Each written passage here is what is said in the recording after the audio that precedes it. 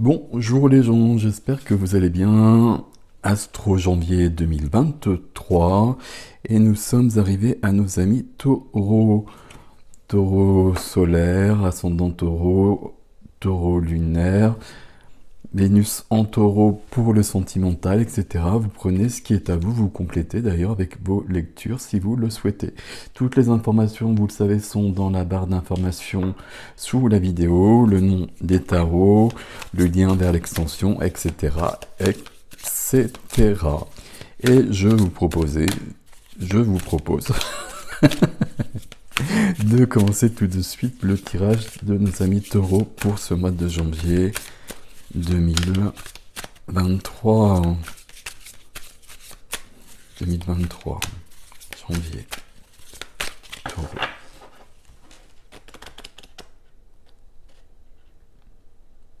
Voilà. Alors, c'est en dos de deck, As de denier. As de denier, nouveau départ, un as, un début, un commencement, et puis les deniers, la matière, le concret. Alors, c'est le 2 de deck, mais ici, ça nous parle quand même d'opportunités qui viennent, de passer à autre chose, de commencer quelque chose de nouveau, de portes qui s'ouvrent. Ok, bon, on va voir votre tirage sur tout. Waouh. J'ai évité les waouh si c'est possible. Quoique là, j'ai très envie quand même. Alors, tiens donc. Alors, je pense que je suis à l'envers. C'est surprenant ici. Je vais vous expliquer tout ça.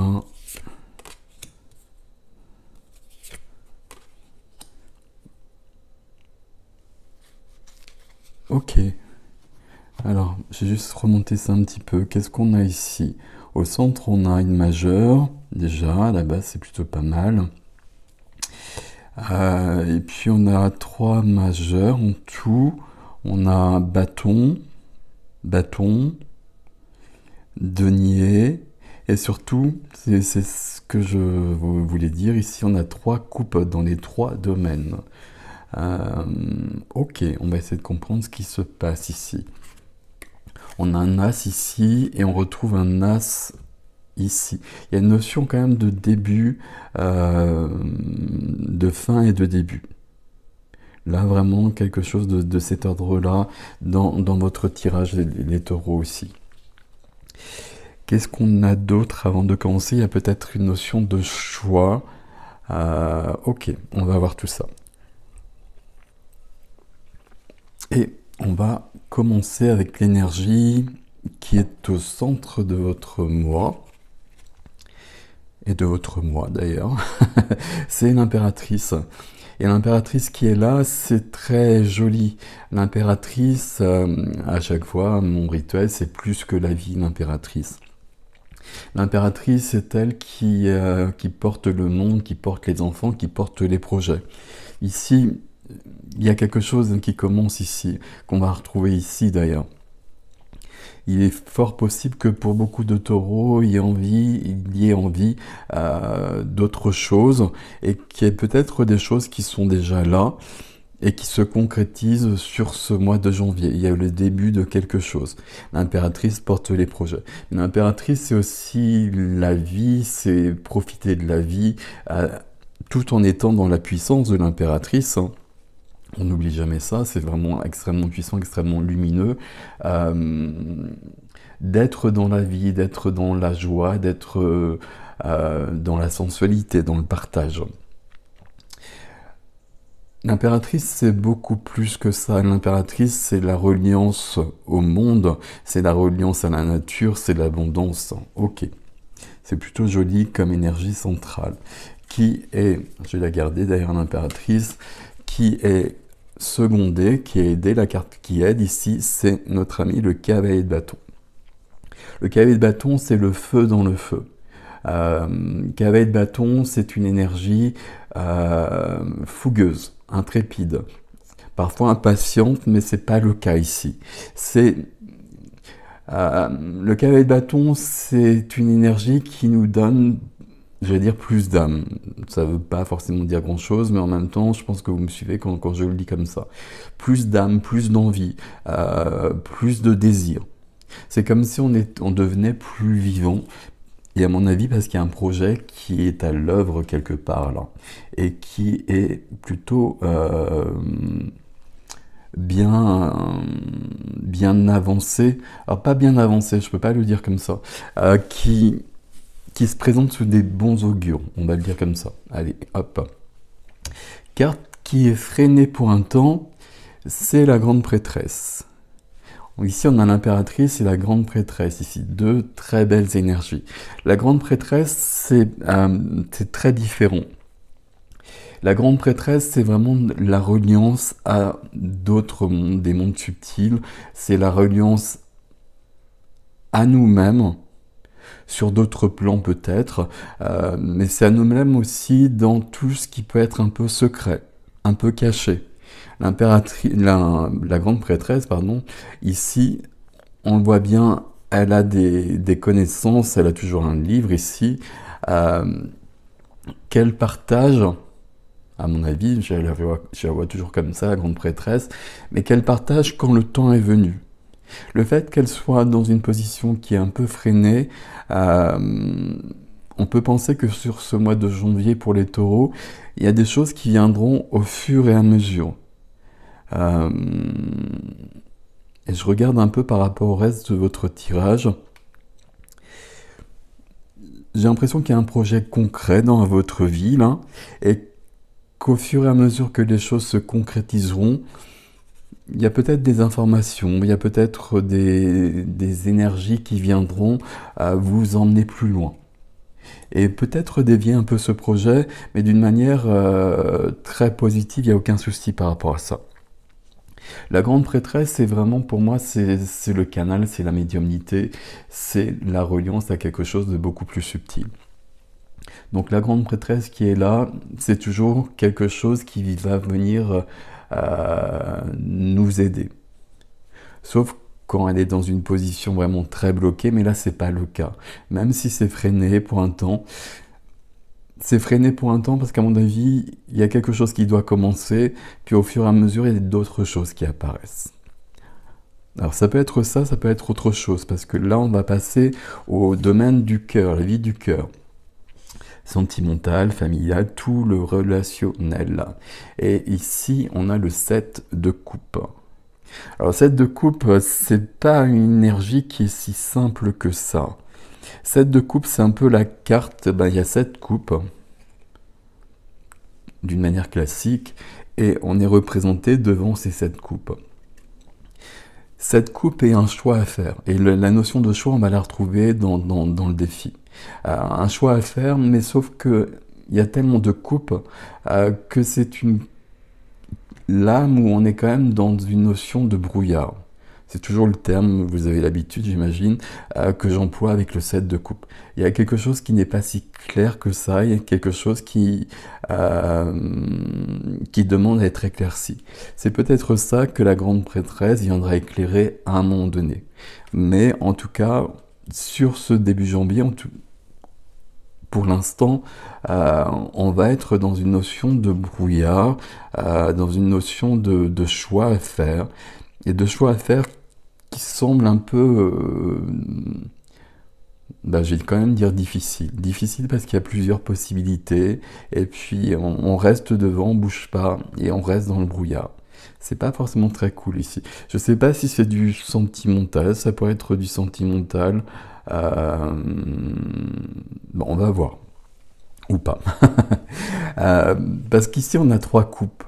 On a 3 cartes de coupe. Les coupes, c'est les émotions, c'est le sentimental, c'est l'émotionnel, c'est les sentiments, c'est le cœur.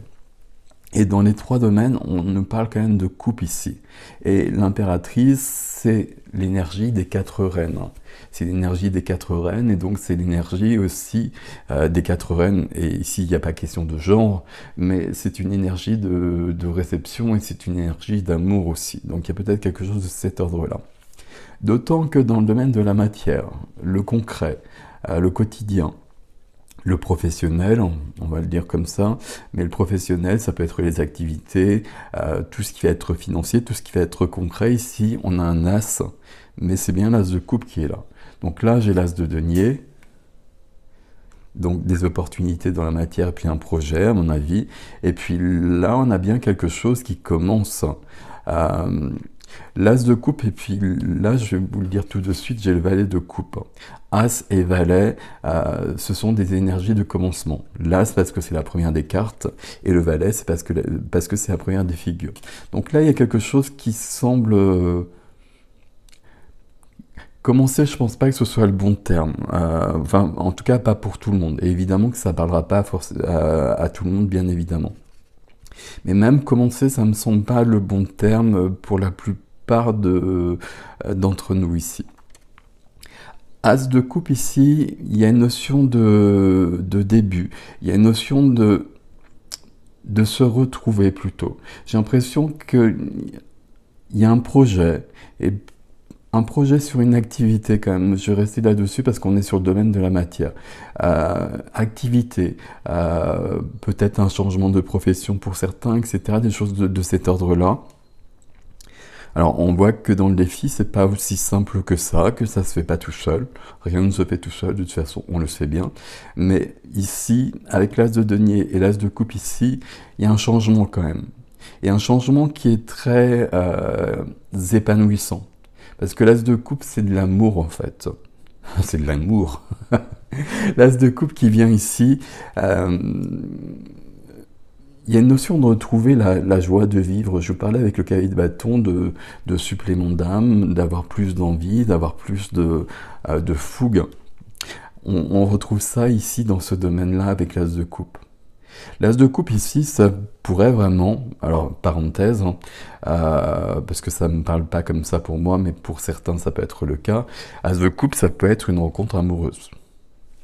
Voilà, ça peut être le cas, qui aurait lieu plutôt dans un domaine professionnel. Ok. Moi, je ne le perçois pas du tout comme ça, mais ça ne veut pas dire que c'est juste pour autant que vous le savez aussi. Impératrice qui porte les projets, et ici, il y a un projet qui commence, il y a quelque chose qui se met en place,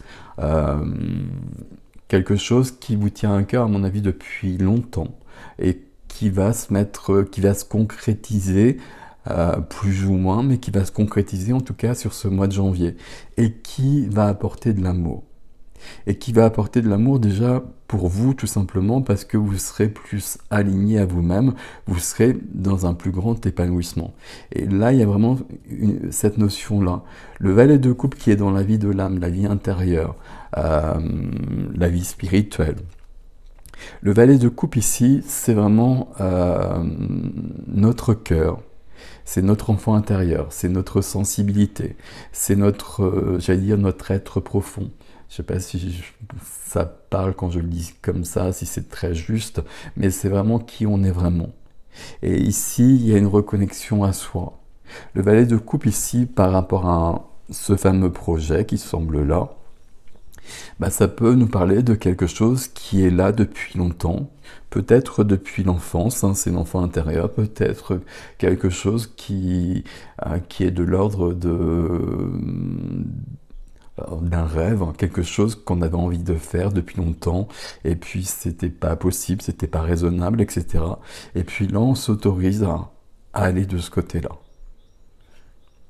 Valet de coupe dans la vie de l'âme, c'est une belle énergie.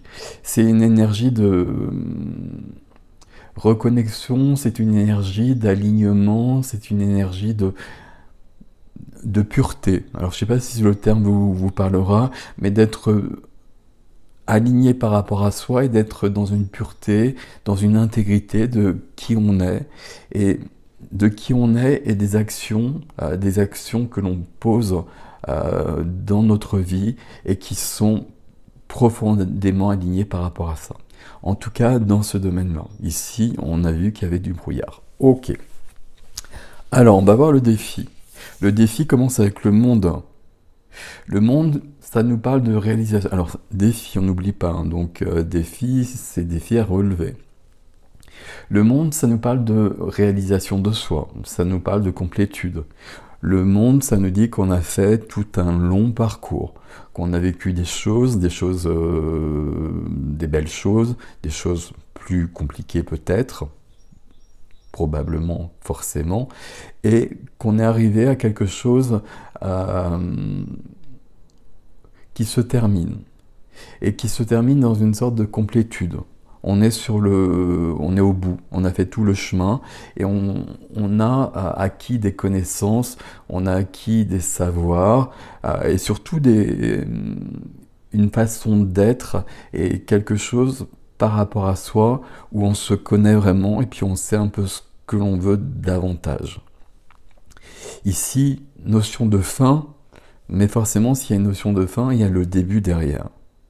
Le monde, pour moi, c'est toujours cette notion d'avoir fait un chemin et puis d'avoir terminé ce chemin-là et que quelque chose d'autre se présente et qu'on va aller plus haut, aller plus loin. On va aller plus haut.